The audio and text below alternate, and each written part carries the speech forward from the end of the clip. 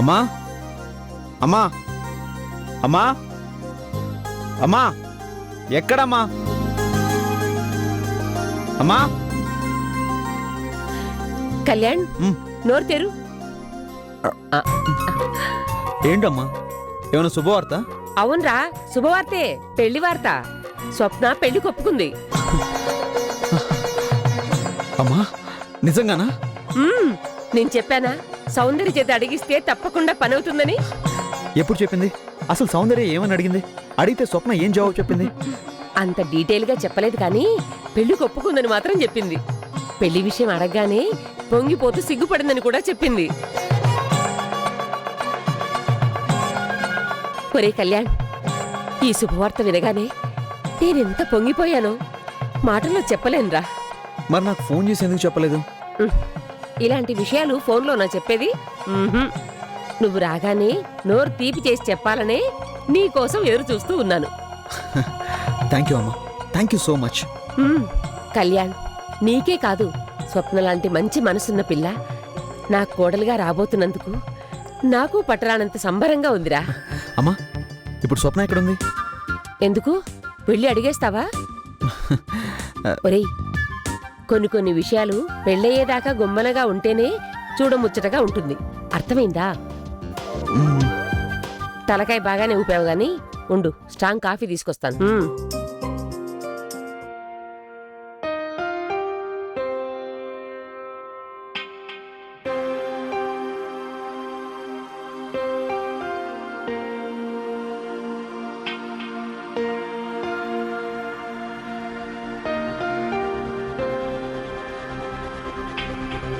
ఎలా ఎలా ఎలా ఎలా నాలో కళ చూపేదెలా, ఎడారిలో గోదారిలా నాలో అలా ఆపేదెలా, ఈ మాయని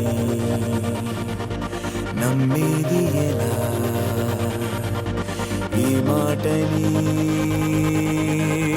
చెప్పేదెలా, నీ పరిచయంలోన పొంద జన్మ మరలా.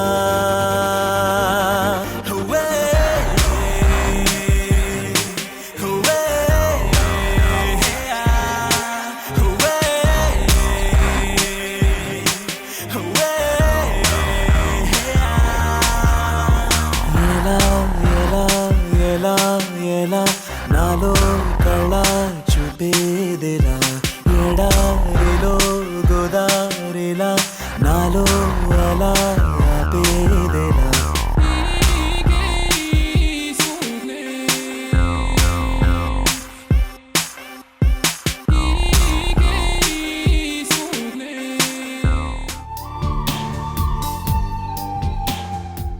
మళ్ళీ ఒకసారి కాస్త సేపు నీతో గడపాలని ఉంది, ఒక్కసారి సుమీ, ఒకే ఒక్కసారి గతములోకి నీ. అమ్మ చెప్పింది వినగానే ఎంతగా ఎక్సైట్ అయిపోయానో తెలుసా? స్వప్న, నా జీవితంలో ఇది మర్చిపోలేని ఓ మధురమైన రోజు. ఈనాళ్ళ నా నిరీక్షణ ఫలించిన రోజు. అందమైన నా స్వప్నం నిజమైన రోజు. ఒక్కసారి, ఒకే ఒక్కసారి నీ నోటితో చెప్తే వినాలనుంది. నేనంటే నీకు ఇష్టమే అని, ఈ పెళ్లికి నువ్వు మనస్ఫూర్తిగా ఒప్పుకున్నావని. ఒకే ఒక్కసారి ప్లీజ్ నా కోసం.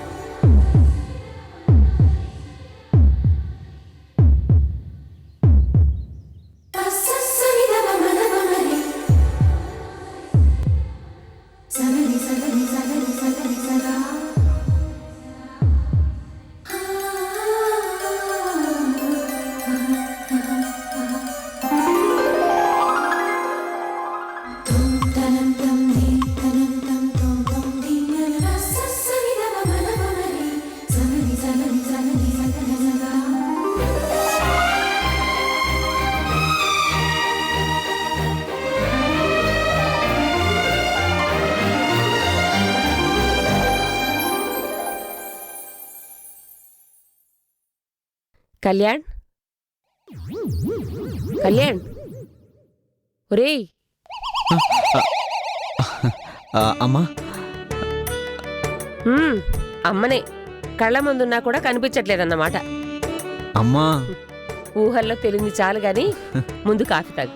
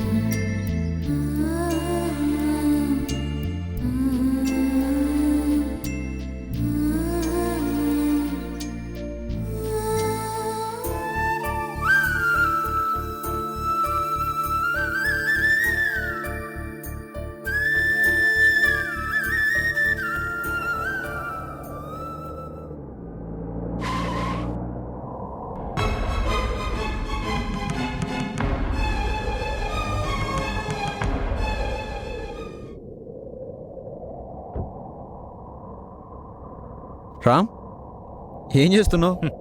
ఏం లేదు, ఏ పని పాట లేనివాణ్ణి కదా, ఏదో టైంపాస్ కోసం. ఇదిగో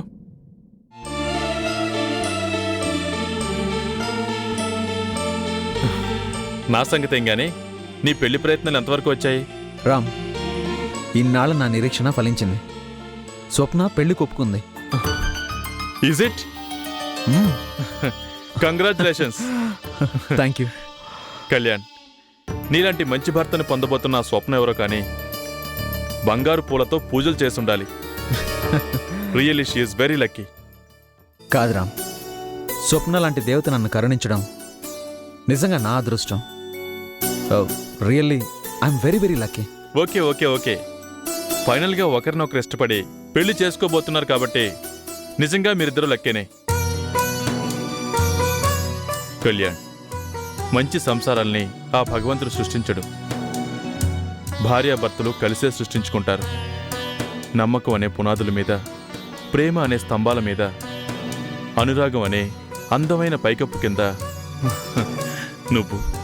నువ్వు కోరుకున్న నీ స్వప్న నిండు నూరేళ్లు మంచి భార్యాభర్తలుగా ఉండాలని మనసారా కోరుకుంటున్నాను. Thank you Ram. నేనే కాదు, నువ్వు కూడా సంతోషంగా ఉంటావు. నా సిక్స్త్ సెన్స్ చెప్తోంది, మా పెళ్లి జరిగే నాటికి దూరమైన నీ భార్య తప్పకుండా నీకు కనిపిస్తుంది. కళ్యాణ్, నిజంగా అదే గనక జరిగితే నేను ఒంటరిగా కాదు, నా భార్యతో కలిసి జంటగా నీ పెళ్లికొస్తాను. మీ దంపతుల్ని మనసారా ఆశీర్వదిస్తాను. తప్పకుండా నువ్వన్నట్టే జరుగుతుంది. అప్పుడు మనం సరదాగా ఓ పని చేద్దాం. ఏంటి? హనీమూన్కి వెళ్దాం. హనీమూన్కా? దూరమైన నీ శ్రీమతి మళ్ళీ నిన్ను చేరుకుందనే ఆనందంతో నువ్వు, ఇష్టపడ్డ నా స్వప్న నా సొంతమైందనే సంతోషంతో నేను జాలీగా అలా అలా ఏ ఊటీకో కాశ్మీర్కో రొమాంటిక్ హనీమూన్ ట్రిప్ కొడదాం. ఓకే? ఓకే.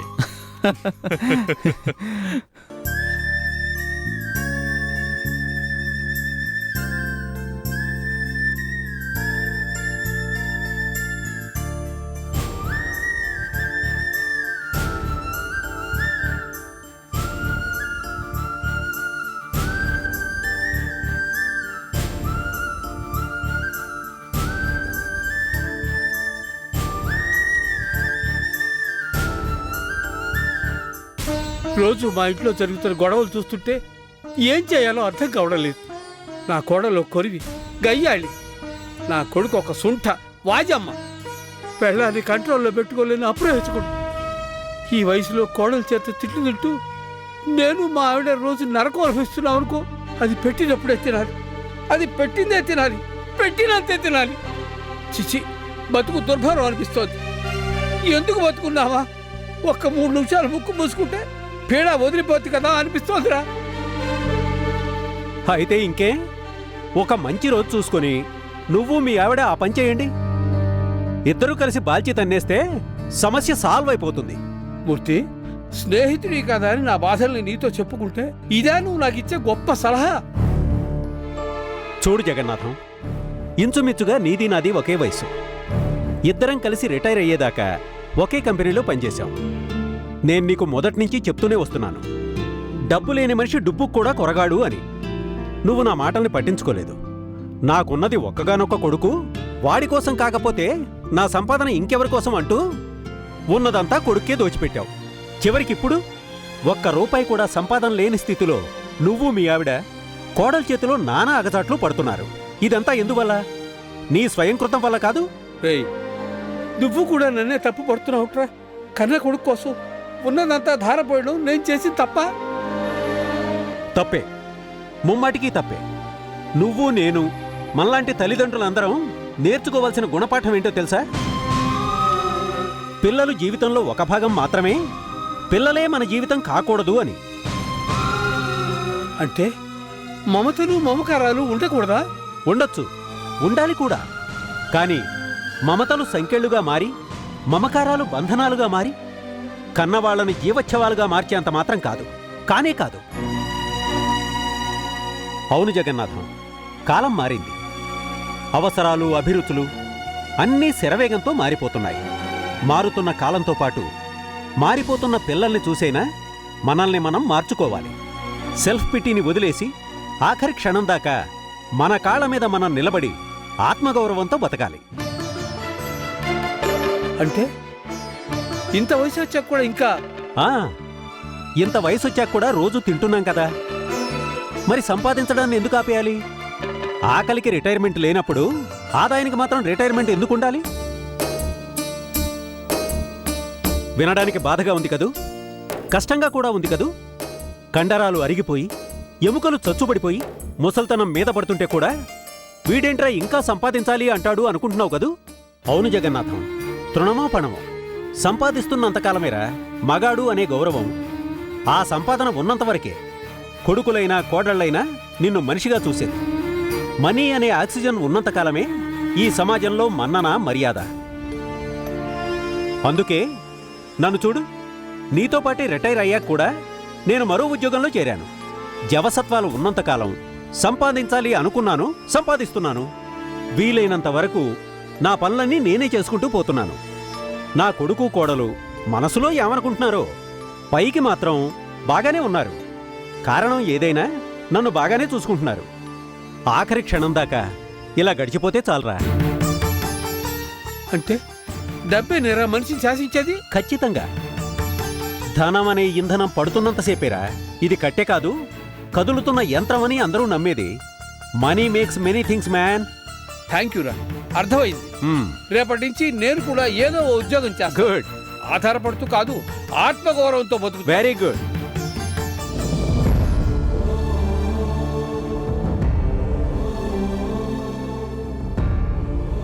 నేను కూడా రేపటి నుంచే కాదు ఈ రోజు నుంచే, ఈ క్షణం నుంచే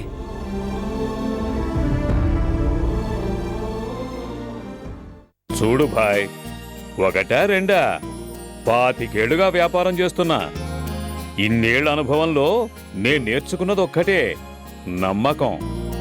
మన మీద ఎదుటి వాళ్ళకి నమ్మకం కలిగేలా ప్రవర్తించాలి.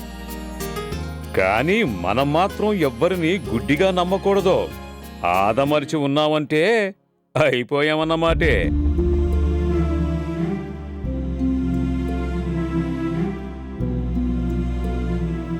అలాగే ఉంటాను. నమస్కారం అండి. నమస్కారం. మీరు హరిప్రసాద్ గారు కదూ? అవునండి. కూర్చోండి. అక్కర్లేదండి. నేను చెప్పండి, ఏదైనా పని మీద వచ్చారా? కాదండి, పని కోసం వచ్చాను. మీరా? నా దగ్గర? ఎంత చిన్న ఉద్యోగమైనా చేస్తాను. చాలా అవసరంగా ఉంది, అందుకని. అర్థమైంది. బిజినెస్లో ఓడలు బళ్ళవుతాయంటే ఏమో అనుకున్నాను, కానీ మిమ్మల్ని చూశాక నిజమే అనిపిస్తోంది. అదంతా గతం సార్. ప్రస్తుతం నేను పని కోసం వచ్చాను. కోటీశ్వరుడుగా ఒక వెలుగు వెలిగిన నేను మీకు ఏం పని ఇవ్వగలను? అదంతా గతం. ఇప్పుడు నేను ఇల్లు గడవని స్థితిలో ఉన్నాను. అది సరేనండి, కానీ మీరు చేయదగ్గ ఉద్యోగం నా దగ్గర ఏది లేదండి. ప్లీజ్, మీరు ఏ పని ఇచ్చినా నమ్మకంగా చేస్తాను, సంతోషంగా చేస్తాను. ప్లీజ్ కాదనకండి. కానీ ప్రస్తుతం నా దగ్గర ఆఫీస్ క్లర్క్ పోస్ట్ మాత్రమే ఖాళీగా ఉంది. పర్వాలేదు, ఆ ఉద్యోగం ఇవ్వండి, చేస్తాను. ప్లీజ్. అలా అయితే ఓ చిన్న కండిషన్. పర్వాలేదు, చెప్పండి. ఒక్కడి కాదు, ఎన్ని కండిషన్లైనా చేస్తాను. ఈ ఉద్యోగానికి చాలా నమ్మకమైన మనిషి కావాలి. ఎందుకంటే అప్పుడప్పుడు లక్షల విలువైనటువంటి చెక్కుల్ని పార్టీలకు ఇవ్వటానికి బయటికి వెళ్లాల్సి ఉంటుంది. అయ్యా, నేను నష్టపోయిన వాడినే గాని నమ్మదగని వ్యక్తిని మాత్రం కాదండి. అయ్యయ్యో, అందుకు కాదండి, ఈ జాబులో కొంచెం రిస్క్ ఉంటుందని చెప్పటానికే అలా అన్నాను. ఎంత రిస్క్ అయినా భరిస్తాను, కష్టపడి పనిచేస్తానండి. అయితే ఓకే, నెలకు 5,000 జీతం. ఇష్టమేనా? 5,000 5,000 నోట్లోకి పోవడానికి చాలకపోయినా తప్పదుగా. అలాగే సార్. ఓకే, కానీ మీలాంటి వారు నన్ను సార్ అంటుంటే. పర్వాలేదు, యజమానిని పనివాడు సారనే పిలవాలి. మీరు నన్ను హరిగారు అనక్కర్లేదు, హరి అంటే చాలు. ఓకే హరి, ఈ రోజు నుంచే నువ్వు పనిలో చేరచ్చు. థ్యాంక్ యూ సార్, నాకు చాలా సంతోషంగా ఉంది. నా కృతజ్ఞతలు ఎలా తెలుపుకోవాలో నాకు అర్థం కావటం లేదు. సరే, మా పర్సనల్ ఆఫీసర్ని కలవండి, మిగతా విషయాలు నేను మాట్లాడతాను. Thank you sir, thank you very much.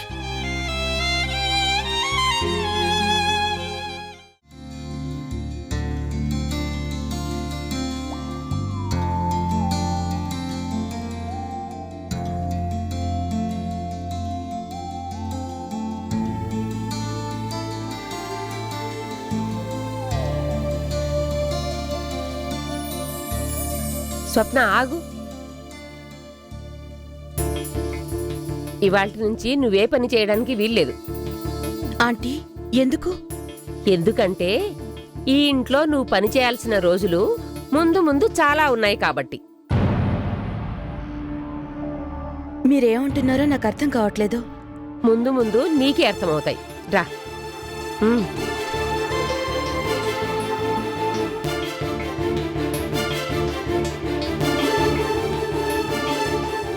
ఇలా కూర్చొని హ్యాపీగా చూస్తూ ఉండు. ఇవాళ నీకోసం మైసూర్ పాక్ చేసి పెట్టాలని ఉంది. నాకోసమా? మీకెందుకంటే అంత శ్రమ? ఇందులో శ్రమేముంది?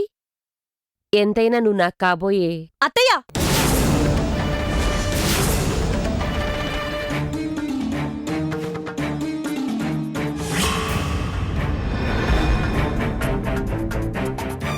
నీకు నచ్చిన వాళ్ళకి మైసూర్ పాక్లే చేసి పెట్టుకుంటావో, గులాబ్ జామ్లే తినిపించుకుంటావో అవన్నీ తర్వాత. ముందు ఇది తీసుకో. సింధు, ఏమిటి అది? ఏంటా? చిమ్మిరి పెట్టినప్పుడు పేరెంటాళ్ల ముందు నువ్వు నా మెళ్ళో వేసిన బంగారు గొలుసు. తీసుకో.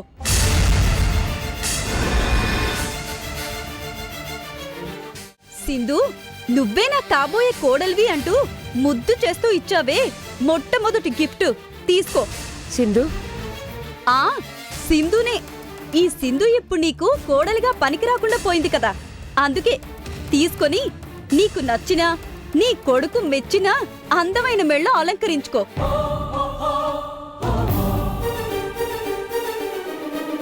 ఎందుకే అంత ఉక్రోషం? నువ్వు కోడలివి కాకపోతేనే నువ్వెప్పటికీ నా మేనకోడలివే. ఆ ఈ కబుర్లకేంలే, కడుపులో లేంది కావలించుకుంటే మాత్రం వస్తుందా అన్నట్టు నాకు మొత్తం అర్థమైంది. అందుకే తెంచేసుకోవాలనుకున్నాక ఈ జ్ఞాపకం మాత్రం ఎందుకు?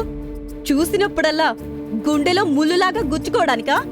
చూడు, పెళ్ళిళ్ళు స్వర్గంలో నిర్ణయించబడతాయి అంటారు. ఎవరికి ఎవరు రాసి పెట్టున్నారో ఎవరికి తెలుసు? అవును, నేను మాత్రం నీ కోడలిగా రాసిపెట్టలేను, అంతే కదా? చిన్నప్పటి నుంచి ఆశ పెట్టి మీ తల్లి కొడుకులు గొప్ప గిఫ్టే ఇచ్చారు. థ్యాంక్స్ అత్తయ్య, మెనీ మెనీ థ్యాంక్స్. సింధు, నా మాట విను. చాలత్తయ్యా, ఇన్నేళ్ళు నువ్వు చెప్పిన కబుర్లు చాలు, నేను విని మురిసిపోయిన ఊహలు చాలు.